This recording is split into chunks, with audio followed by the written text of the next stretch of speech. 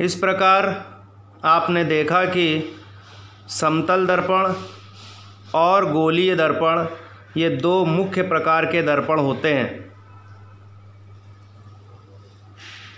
इन दर्पणों को बिना स्पर्श किए भी हम बता सकते हैं कि कौन सा दर्पण किस प्रकार का है।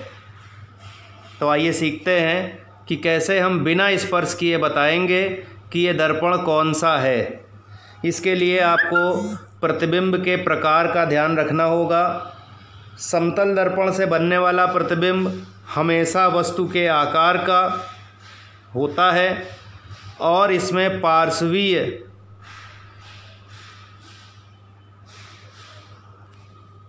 व्युत्क्रमण होता है।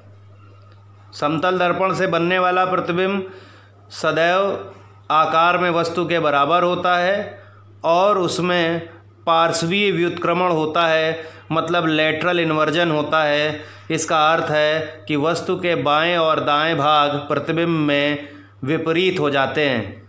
यदि हम दर्पण के सामने खड़े हों और अपना दाहिना हाथ ऊपर उठाएं तो आप देखेंगे कि सामने प्रतिबिंब का बायां हाथ उठता है।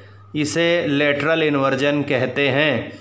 तो समतल दर्पण से बनने वाला प्रतिबिंब हमेशा वस्तु के आकार के बराबर होता है। जब भी हम इसका प्रतिबिंब बनाते हैं तो उसके लिए हमें केवल एक काम करना होता है। एक दर्पण हमने खींचा, सामने एक वस्तु रखी और इस वस्तु का प्रतिबिंब, जितनी दूरी पर वस्तु रखी है उतनी ही दूरी पर एक प्रतिबिंब बनेगा समतल दर्पण का प्रयोग करते हुए। और यह प्रतिबिंब, ध्यान रहे, यह प्रतिबिंब जितनी दूरी पर वस्तु रखी गई है उतनी ही दूरी पर बनता है। दूसरी महत्वपूर्ण बात यह है कि प्रतिबिंब का आकार, प्रतिबिंब की ऊंचाई वही होती है जो वस्तु की है। प्रतिबिंब का आकार, प्रतिबिंब की ऊंचाई वही होती है जो वस्तु की है। प्रतिबिंब का आवर्धन एक होता है, प्रतिबिंब का आवर्धन एक होता है। ये तो गुण हो गए हमारे समतल दर्पण से बनने वाले प्रतिबिंब के। लेटरल इन्वर्जन को अगर आप समझना चाहें तो आप ऐसे बहुत आसानी से समझ सकते हैं। हमने एक इस तरह का कागज़ रखा है जिसमें कि अलग अलग रंग भर दिए गए हैं और इनके नंबर लिख दिए गए हैं। जब आप इसका प्रतिबिंब देखेंगे तो आपको ठीक वही कागज़ दिखाई देगा, लेकिन ध्यान देने वाली बात यह है कि इस तरह से आपको रंग दिखाई देंगे।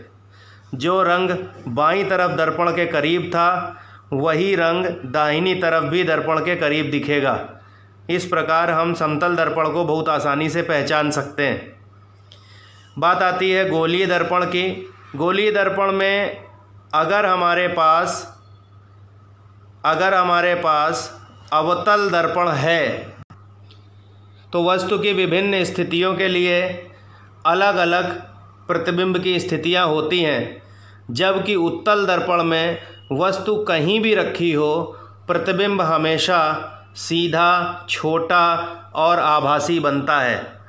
जबकि अगर हम बात करें दूसरे अवतल दर्पण पर तो अवतल दर्पण से बनने वाले प्रतिबिंब के गुण वस्तु और दर्पण की स्थिति पर निर्भर करते हैं। जैसे जैसे वस्तु दर्पण से दूर हटती है प्रतिबिंब की प्रकृति बदलती जाती है, या जैसे जैसे वस्तु दर्पण की ओर आती है तो भी प्रकृति बदलती जाती है। तो ध्यान रहे, अगर हमारे पास एक उत्तल दर्पण होगा तो उत्तल दर्पण से हमेशा सीधा, ध्यान दें, सीधा, छोटा तथा आभासी प्रतिबिंब बनता है। ये प्रतिबिंब थोड़ा चमकदार भी होता है। मोटरसाइकिल में, कार में जितने रियर व्यू मिरर लगे होते हैं, चाहे वो IRVM हो, चाहे वो ORVM हो, आउटसाइड रियर व्यू मिरर हो, या IRVM inside rear view mirror हो, दोनों ही उत्तल दर्पण होते हैं। और इन पर जब आप अपना चेहरा देखते हैं तो आपको अपना चेहरा उसके वास्तविक आकार से छोटा प्रतीत होता है। जबकि जब हम बात करते हैं अवतल दर्पण की तो अवतल दर्पण वस्तु की विभिन्न स्थितियों पर विभिन्न प्रतिबिंब देता है।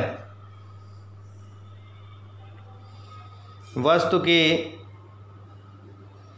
विभिन्न स्थितियों पर 6 भिन्न भिन्न प्रकार के प्रतिबिंब देता है।